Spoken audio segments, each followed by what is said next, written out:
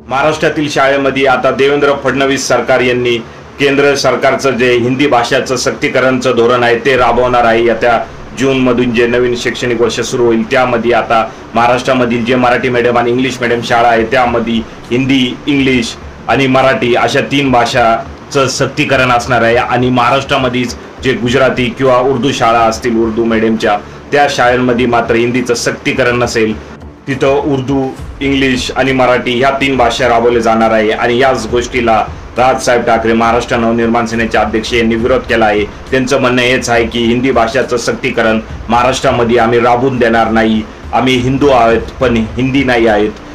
प्रत्येक राज्याची एक प्रांताची एक भाषा असते आणि तीच भाषा त्या राज्यात राबवली पाहिजे आहे। हिंदीचं सक्तीकरण कशासाठी? जर तुम्हाला एवढंच हिंदीचं सक्तीकरण करायचं आहे तर दक्षिणात राज्य जे आहे तिथं तुम्ही याचं सक्तीकरण करा, तिथं तुमची हिंमत होत नाही, कारण तिथील लोक व तिथील राज्यकर्ते हिंदीला लाथ मारतील पेकाटात ह्या भाषेला। महाराष्ट्रातील शाळेमध्ये जर हिंदी भाषाचं सक्तीकरण केलं तर महाराष्ट्रामध्ये एकही हिंदीचं पुस्तक एकाही शाळेमध्ये विकू दिलं जाणार नाही, असा कडक इशारा राज ठाकरे यांनी देवेंद्र फडणवीस सरकारला दिला आहे।